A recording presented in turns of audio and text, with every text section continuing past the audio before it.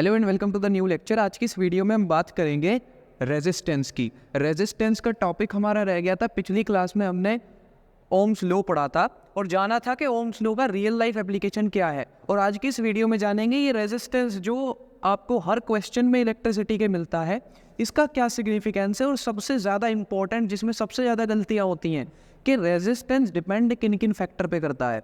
तो इस तरीके के क्वेश्चन को डील करने के लिए पहले इनके कॉन्सेप्ट समझने पड़ेंगे। तो हम बात करते हैं रेजिस्टेंस की। लेकिन सबसे पहले अगर मैं कहूँ कि भाई ये रेजिस्टेंस होता क्या है, पहले तो मुझे ये बता दो कि रेजिस्टेंस होता क्या है। तो सबसे पहले क्वेश्चन, व्हाट इज रेजिस्टेंस। अब ये क्या बना हुआ है ये भी हम तब समझेंगे जब हमें समझ आ जाएगा कि रेजिस्टेंस होता क्या है। ये किस चीज़ का साइन है ये भी हमको तब समझ आएगा जब हमें पता चलेगा कि रेजिस्टेंस होता क्या है। इसी तरीके से ये एक सर्किट के अंदर रेजिस्टेंस लगा हुआ है, तो ये रियल लाइफ रेजिस्टेंस है। रेजिस्टेंस कुछ इस तरीके का होता है जिसके बैंड देखकर हम पता लगाते हैं कि भाई इस रेजिस्टेंस की क्या वैल्यू है। लेकिन रेजिस्टेंस है क्या? ये रेजिस्टेंस वर्ड ना इलेक्ट्रिसिटी में है ही नहीं।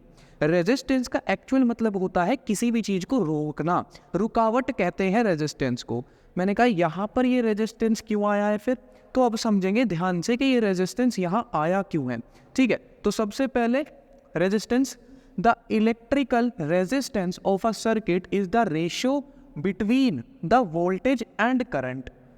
ये चीज़ तो देखी सी लग रही है। अगर पिछली वीडियो आपने नहीं देखी है तो वहाँ जाके देखेंगे कि कैसे ओम्स लॉ से हमने ये सेम चीज़ ड्राइव करी है।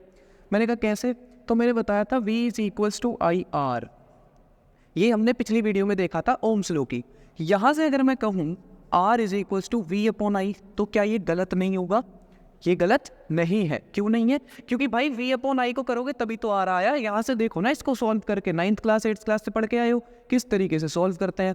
मैं कहूँ यहाँ पर अगर मुझे इसका ग्राफ भी बनाना है ना, तो भी मैं इसको आसानी से ड्रॉ कर सकता हूँ। This is the resistance graph, ये रेजिस्टेंस हो गया। लेकिन एक बात याद रखेंगे, कई बार इस क्वेश्चन में बच्चे लिख के आ जाते हैं कि ये ग्राफ रेजिस्टेंस का है, और वो गलत हो जाएगा। क्यों गलत हो जाएगा भाई यहाँ देखो ना, ये आई है, y अपॉन एक्स करोगे स्लोप के लिए तो ये i अपॉन वी होगा, which is not equal to r, this is equal to 1/r। तो भाई ये गलती ना करें, क्योंकि रेजिस्टेंस क्या होता है, v upon I, slope of V I graph, not I V graph. ठीक है, इतना हमें समझ में आ जाता है। ये रेजिस्टेंस की बेसिक बात कर ली। लिखा क्या हुआ है भाई, r is equal to V by I, हमको पता है। The unit of electrical resistance is ohm. ये क्या हुआ, यहाँ पर इसने बताया कि भाई इलेक्ट्रिकल रेजिस्टेंस की जो यूनिट है ना, उसको ओम बोलते हैं। अब ये ओम लिखते कैसे हैं हम, कुछ इस तरीके से लिखते हैं इसको। ये ओम हो गया, इसको क्या बोलते हैं, 1 ओम इज इक्वल्स टू। अब मैंने कहा 1 ओम आंसर लाना है, तो मैं कह सकता हूँ 10 divide by 10 volt upon ampere, answer तो 1 ही आएगा। तो एट द एंड क्या मैं ये कह सकता हूँ 1 ohm is equals to 1 volt upon 1 ampere. Yes और नो, आसानी से हम समझ गए कि रेजिस्टेंस होता क्या है। क्या एक्चुअल में ये रेजिस्टेंस होता है? नहीं। रेजिस्टेंस को मैथमेटिकली इस स्लाइड ने समझा दिया।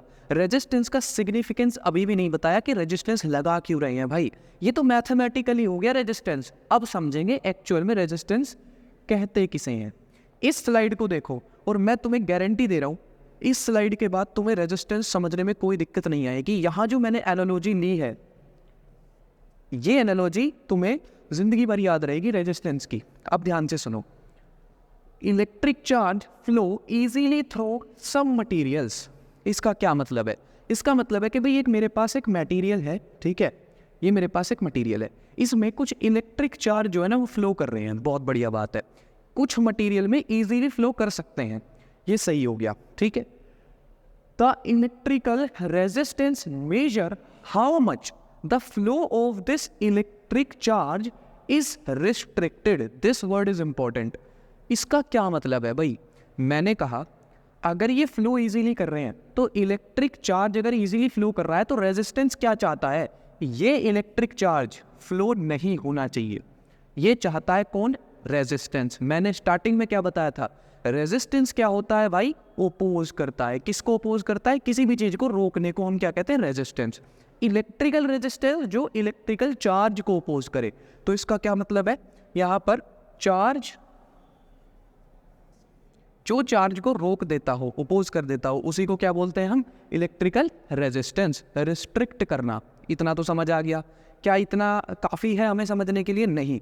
एक एनालॉजी से समझते हैं कि रेजिस्टेंस होता क्या है। ध्यान से देखो, मैंने कहा मेरे पास ना एक पाइप है जिसके 3 डायरेक्शंस हैं, बहुत बढ़िया, और मैंने तुमसे ये कह दिया कि यहाँ से पानी फ्लो कर रहा है, बहुत बढ़िया, ठीक है, यहाँ से पानी फ्लो कर रहा है, ये पानी यहाँ से अंदर आया और यहाँ से बाहर चला गया, ठीक है, बहुत बढ़िया।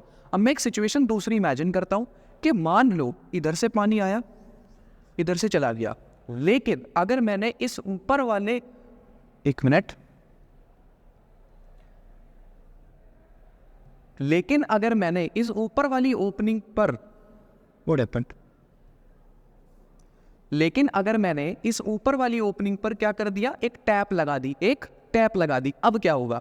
अब ध्यान से देखना, ये पानी इस तरीके से जाएगा और कुछ पानी ऐसे भी चला जाए। अब ये जाएगा कैसे, तो सुन लो, यहाँ पर बहुत सारे मैकेनिज्म काम करते हैं। This is just for example कि भाई ये ऊपर को चला जाएगा, हाँ या ना, यानी पीछे से जो पानी आ रहा था अब आगे वो कम जाएगा, कम जाएगा, ऊपर से चला गया क्योंकि पानी। This is what, resistance. यही रेजिस्टेंस का काम है। नहीं समझ आया कैसे काम है? तो देखो समझते हैं कि भाई रेजिस्टेंस का काम क्या है। मैंने कहा इसको ध्यान से देखना, ये पिछले वीडियो में भी मैंने तुम्हें बताया था कि इसको हम आगे देखेंगे कि ये करंट का अंदर होता क्या है। तो ध्यान से सुनो, ये वोल्टेज है, ठीक है, यहाँ वोल्टेज से करंट प्रोड्यूस होगा, ये रहा, ठीक है, ये करंट इधर यहाँ आया। अब जैसे यहाँ आया, ध्यान से सुनना, हमने ये जिगजैग क्यों बनाए हैं? जिगजैग रोड पर आसानी से गाड़ी चला सकते हो क्या? नहीं चला सकते, इसीलिए मैंने क्या किया है, ये जिगजैग बनाते हैं हम रेजिस्टेंस को, क्योंकि आसानी से करंट फ्लो नहीं होता, ओपोज होता है करंट का। तो यहाँ पर देखो जरा, ये रेजिस्टेंस है अपना, ठीक है, मैंने कहा जैसे ही इसमें एंटर किया करंट, अब यहाँ पर ये रेजिस्टेंस इस करंट को यूज करेगा। रेजिस्टेंस क्यों यूज करेगा? अब आप इलेक्ट्रिसिटी को यूज़ क्यों करते हो? बल्ब जलाने के लिए, हीटर जलाने के लिए, ये सारी चीज़ें तुम यूज़ करने के लिए तुम इलेक्ट्रिसिटी को यूज़ करते हो, यही तो करंट को यूज़ कर रही है, यानी ये सारी चीज़ें रेजिस्टेंस है। अच्छा, अब समझ आया कि क्यों हमारा बिजली का बिल बढ़ता है, क्योंकि हम करंट यूज़ कर रहे हैं, ठीक है, वो करंट रेजिस्टेंस यूज़ कर रहा है, और उस रेजिस्टेंस का क्या काम है? इस करंट को अपोज करना। समझ में आया? इस रेजिस्टेंस ने करंट को यूज़ कर लिया, ठीक है भाई। मैंने कहा करंट कौन प्रोवाइड कर रहा था? ये वोल्टेज, यानी जितना ज़्यादा करंट ये यूज़ करता रहेगा रेजिस्टेंस, उतनी ही वोल्टेज ड्रॉप होती रहेगी। इतनी बातें कॉमन सेंस समझ आ जाती हैं भाई, कि बैटरी लगाओगे बल्ब के साथ, बैटरी डिस्चार्ज हो जाएगी एक टाइम के बाद। ये काम क्या हुआ यहाँ पर? रेजिस्टेंस का। करंट आया और एंटर कर गया, यानी रेजिस्टेंस का बेसिक काम ओपोजिशन ऑफ करंट है। अभी तक हमें इतना समझ आ गया।